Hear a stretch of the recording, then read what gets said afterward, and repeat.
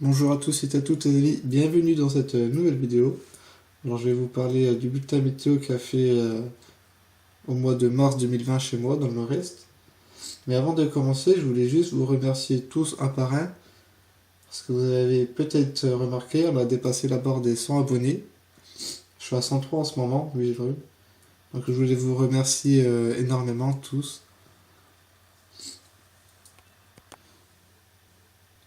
Donc qui dit plus de 100 abonnés, je voulais faire une vidéo spéciale rien que pour vous, hein. Je voulais partir dans les Alpes.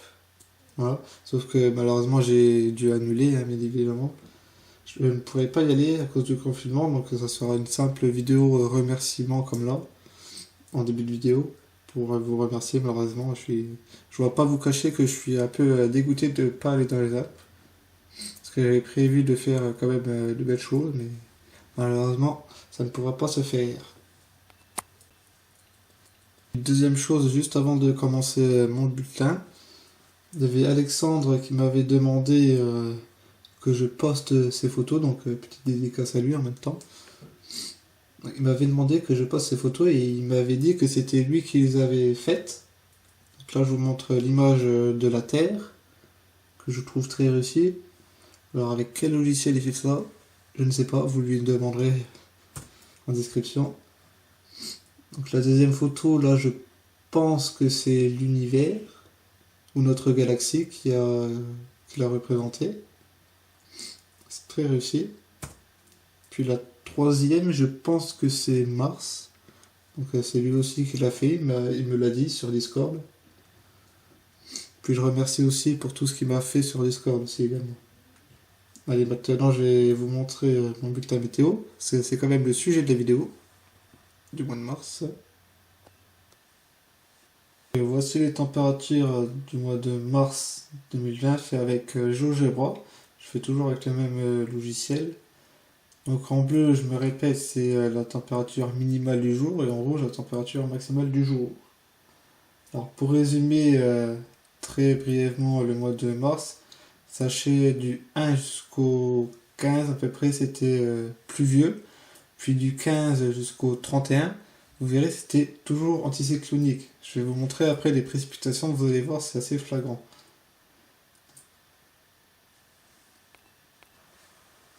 Vous pouvez remarquer que lors des pluies, les températures c'était quand même relativement stable. Et à partir du 15, donc là on avait le soleil était de retour, hein, l'anticyclone était de retour.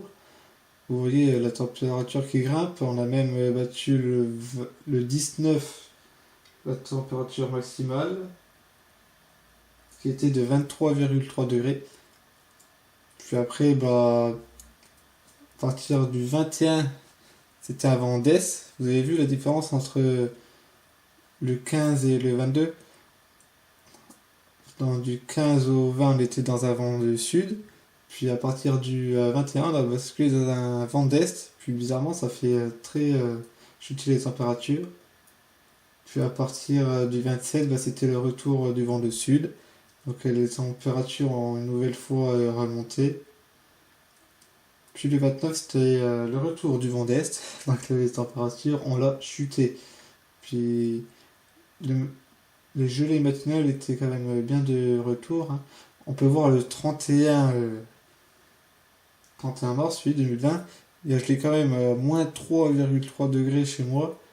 Puis là, vous ne voyez pas après, mais le 1er avril aussi, pareil, il a gelé à moins 3,5. Puis le 2 avril aussi, pareil, à moins 3,5. Donc les arbres qui sont en fleurs dehors, je peux vous dire qu'à mon avis, cet été, on n'aura pas beaucoup de fruits, hein, dans le Grand Est. Puis je voulais aussi rajouter quelque chose, parce que vous savez que le mois de février chez moi était très ventilé, alors que le mois de mars il était beaucoup moins.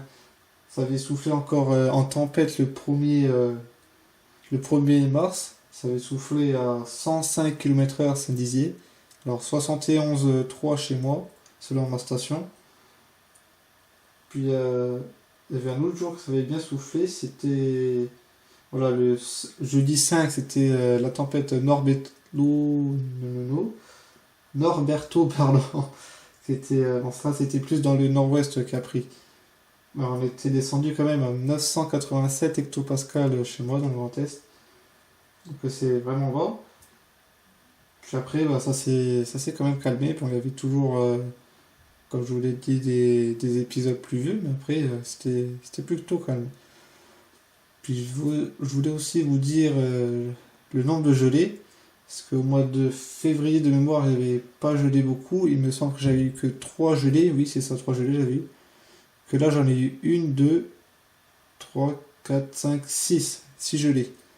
Donc ça a un peu plus gelé que le mois de février. Voilà. Donc maintenant, je vais vous montrer les précipitations. Vous allez voir ce que je vous ai dit tout à l'heure, là.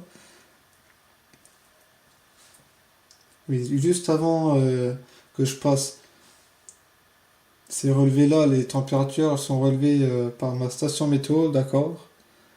Puis la pluviométrie, elle n'est pas basée sur ma station météo, mais sur mon pluviomètre qui est dehors. Donc les valeurs que vous allez voir, à mon avis, elles sont surestimées. Donc voici les précipitations chez moi, dans le nord-est.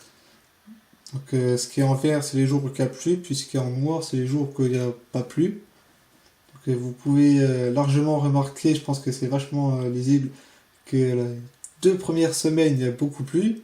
Puis la 2 dernières semaines du mois de mars, bah là, il n'y a pas plu du tout. Comme je vous l'ai dit, c'était anticyclonique. Puis même encore aujourd'hui, c'est vachement anticyclonique.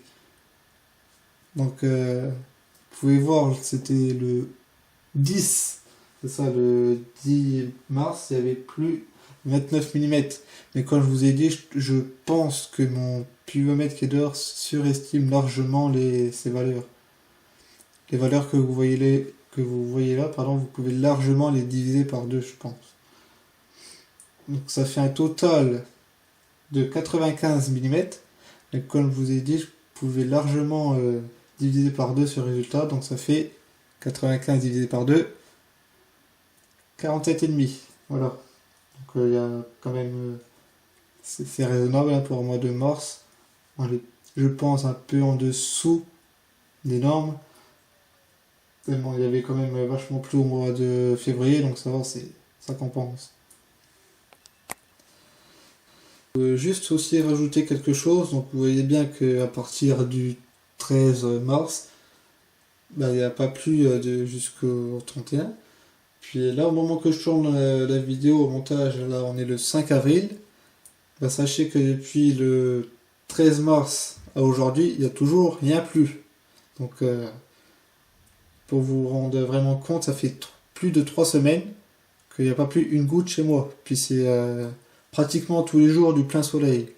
Donc je peux vous dire, là en ce moment, quand je regarde dehors, quand je vois la surface du sol, bah, c'est quand même sec. Alors les nappes phréatiques, non, elles sont quand même blindées d'eau, hein. Vu tout ce qu'il y a plu cet hiver, elles sont quand même bien chargées.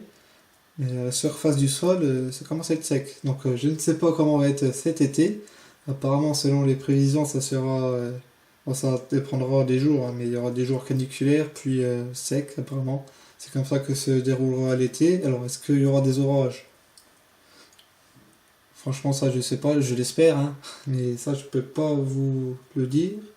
Parce que j'ai pas envie de dire le bêtise, mais j'espère que ça sera une année beaucoup plus orageuse que celle de 2019. En tout cas, je le souhaite.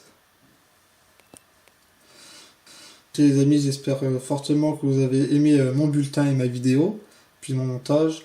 Puis si tu as trouvé le message caché, sois le premier à l'écrire en commentaire, puis je ferai la promotion de ta chaîne dans une prochaine vidéo. Voilà. Donc je vous souhaite à tous de très belles périodes anticycloniques, parce que pour ma part, ça va être encore du plein soleil pendant longtemps. Donc, je vous embrasse tous. Allez, à plus les amis. Prenez soin de vous.